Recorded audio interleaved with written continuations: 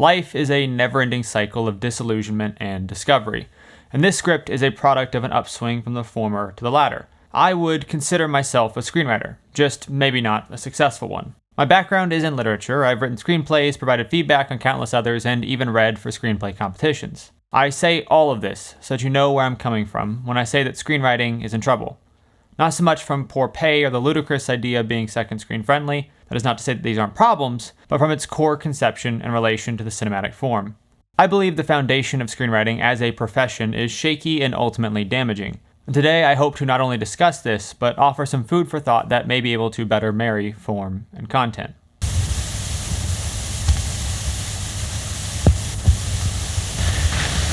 Last Year at Marienbad is one of the most marvelous films I have ever seen. A perfect concoction that exists on the border between past, present, future, truth, and deception. It is a specifically cinematic experience that could not be created in another medium. And this naturally made me wonder, how was this transferred from page to screen? I was in luck though. This script is readily available and has an introduction by Alain Robbe-Grillet, the screenwriter, addressing my question directly. In addressing this specific film, Robbe-Grillet provides a few key observations which form the foundation of this essay. Let's begin with his most important, fundamental observation. The collaboration between a director and a scriptwriter can take a wide variety of forms. One might almost say that there are as many different methods of work as there are films. Yet the one that seems to be most frequent in the traditional commercial cinema involves more or less radical separation of scenario and image, story and style. In short, content and form. The words become living on the screen, but their path to life is not decided by the one who conceived of them, but rather an external force, which introduces a problematic gap. As Robbe-Grillet notes, at its extreme, this method produces a scene whose words and gestures are quite ordinary and unmemorable, compared to the forms and movement of the image, which alone has any importance, which alone appears to have a meaning. To make all of this talk a little more concrete, let's marry it to some form. X opens the fridge is a perfect bit of description. It conveys just the essential action and nothing else. And we may even be able to get away with a description like throws open or slowly if we wanted to push our luck and could justify ourselves with context. Maybe our man was just in a fight or the fridge has a bomb in it. But that's just acting direction. Where is the image here? Sure, we could specify that the room is dark or that the light streams from the fridge, but that's still only a fraction more of image.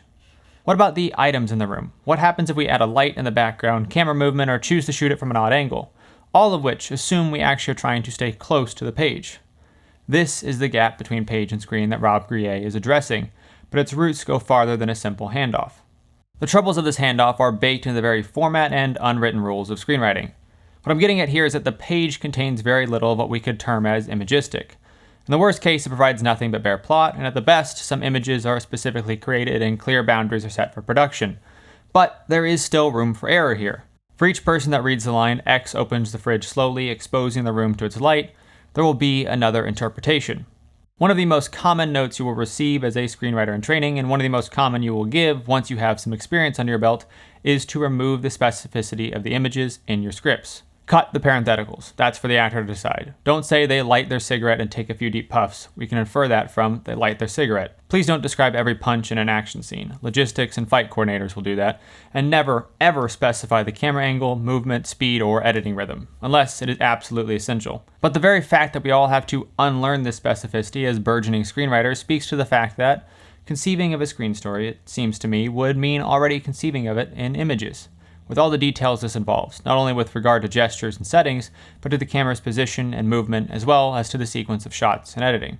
As we write, we are already making the film in our heads, and in order to write a great screenplay, we must betray our natural instincts. But why? The answer is simple: economics. The less images and the more actions, the more plot, the easier it is for Hollywood to twist and change the page with little to no repercussions. Last one I wrote was about Okies in the Dust Bowl. You'd never know, because when it reached the screen, the whole thing played on a torpedo boat. It's not exactly a bold statement to say Hollywood is a cesspool of exploitation, degradation, and excess, but it is intriguing to think about how they have wormed their way to the very way we write scripts, leaving us with a passion project that they can easily strip and mold as needed. We hope that by playing by their rules, we too can tell our stories and make a living, like those that came before. But our simple belief in this idea strips us of our power and hands it over to them because they design the rules and we forget we are even playing a game. Screenwriting is a gambling addiction at best and prostitution at worst. Now, to show that I'm not a complete moron, I would like to offer up the obvious rebuttal to the argument I just outlined. Scripts are written the way they are for production. This is absolutely true. The explicit simplicity of scripts are key to an efficient day on set, enabling everyone to quickly see if the goals of the script have been accomplished. Not to mention, they allow for more fine-tuned constructions because the page is static.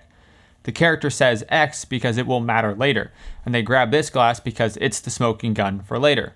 So of course, I am not a Neanderthal, and in fact, every film I work on professionally and for this channel has a script. I'm reading one right now. The problem never lies with a tool, but with how it is used and the laziness it can enable. If you happen to end up giving your baby to a wonderful foster family with a wonderful parent at its helm, someone who is willing to consult you with how your child should be raised, well then you have won the lottery, and all is peachy. This is not only a naive assumption though, but it also leads to a true and continuing disaster: the standardization of cinema.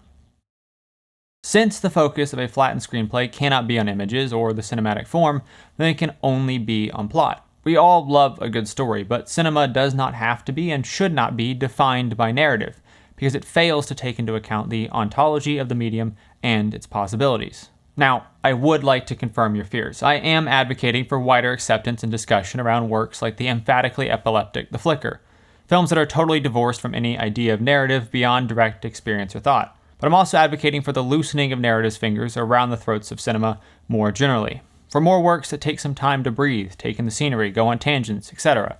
To return to the Robbe-Grillet quote that opened this discussion, it is easy to remark upon the separation between script and screen as a kind of exploitation that is enabled by how it is written.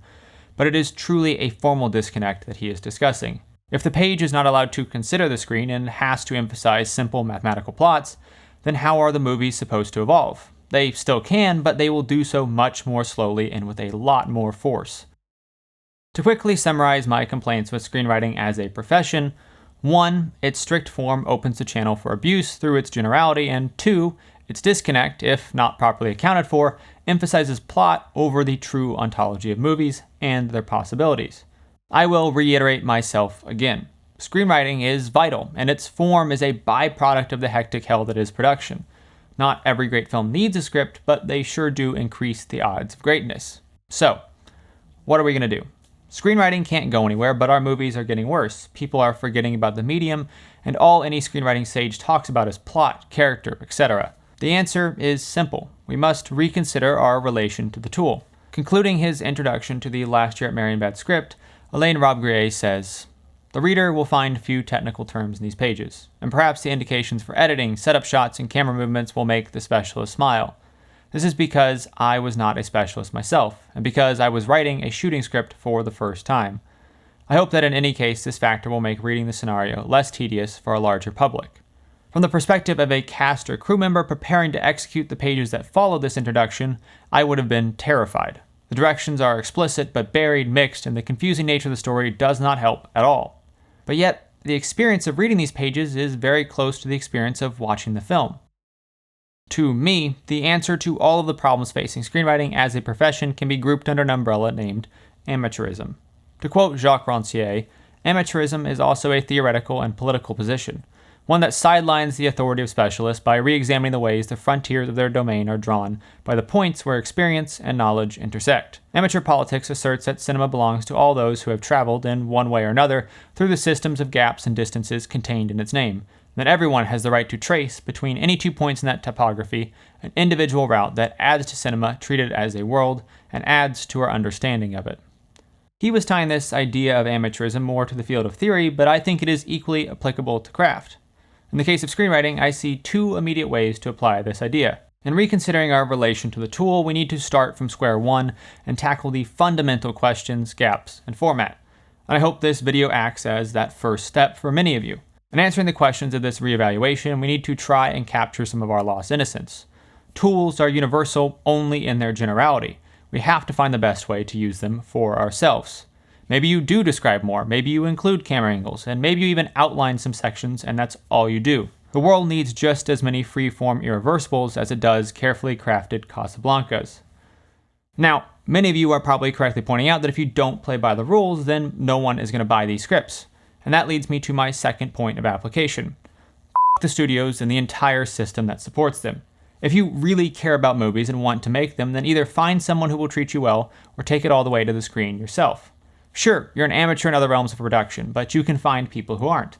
And hell, maybe you should trace your own path here as well. Sure, the film you make may not be as big as a blockbuster, but why does it have to be? I would even venture to say that a smaller film is more likely to be truly beautiful. And I know most of the people watching this video are between the age of 15 and 40, so you probably already know a fair amount of film's tech anyways. So take the leap. Make the film.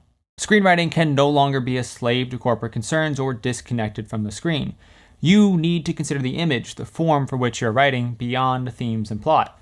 And if you cannot hold yourself to these standards, then leave. We don't need you.